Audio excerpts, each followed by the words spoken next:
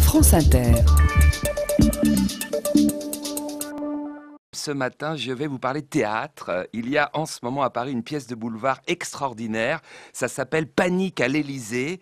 L'action se déroule de nos jours et l'auteur a imaginé un gouvernement totalement corrompu, pourri jusqu'à la moelle. Alors, tout est exagéré évidemment, c'est le principe du vaudeville, on grossit le trait pour provoquer le rire. Alors là où l'idée est géniale, c'est que ça se passe en période de crise, le pays est en récession, il y a des milliers de chômeurs, le Premier ministre demande au peuple de se serrer la ceinture et à côté de ça, tous ces ministres et secrétaires d'État se gavent comme des porcs, sans le moindre état d'âme. Il y a un côté les nouveaux monstres, le film de Dino Risi. Alors, par exemple, vous avez un secrétaire d'État, un certain Monsieur Blanc, il s'offre 12 000 € de cigares.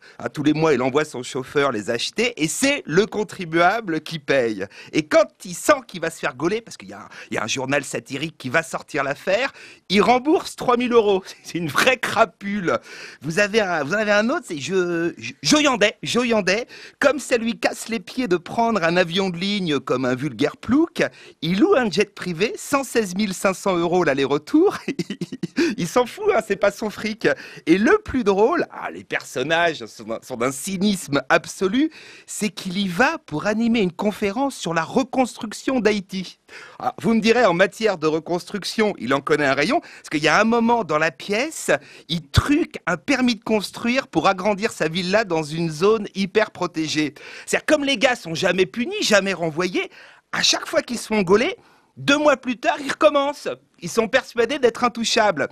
Leur chef, il laisse faire dans la pièce, c'est un petit nerveux qui a des problèmes de couple, il vit avec un ancien mannequin, plus ou moins chanteuse, il pense qu'à sa réélection.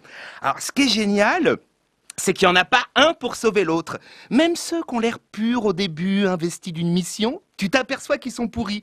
C'est à un moment, vous avez une mademoiselle Boutin qui arrive.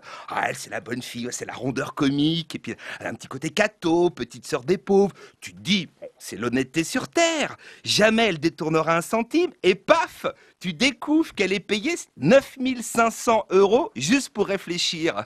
Alors vers la fin, il y a un gars qui lui dit « Madame Boutin, heureusement que vous ne fumez pas pour réfléchir. Avec 9 500 € par mois, vous ne pourriez jamais vous offrir 12 000 € de cigares comme Monsieur Blanc. » On rigole vachement. Non, c'est très très bien vu cette pièce. Parce que dans leur vie privée, les ministres, les secrétaires d'État, ils font exactement le contraire de ce pourquoi ils ont été nommés. Par exemple, le ministre de l'Intérieur, un certain Brice, il fait des vannes racistes hyper lourdingues, alors qu'il devrait rassembler les communautés. La secrétaire d'État à la ville, Fadela quelque chose, alors qu'elle doit résoudre le problème du logement en banlieue, elle file un appartement de fonction à toute sa famille. Et tout est comme ça. À un moment, vous avez un grand mec sinistre, une tête de curé, Wörth il s'appelle.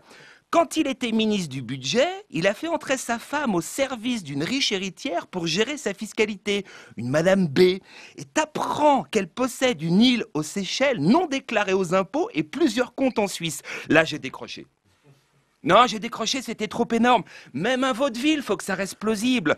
Vous pouvez pas avoir d'un côté un ministre du budget qui dit « Il faut rapatrier l'argent des Français planqués en Suisse, j'ai une liste de 3000 noms, ceux qui se dénoncent pas, ça va chier !» Et de l'autre côté, sa propre femme qui gère l'argent suisse d'une riche contribuable française.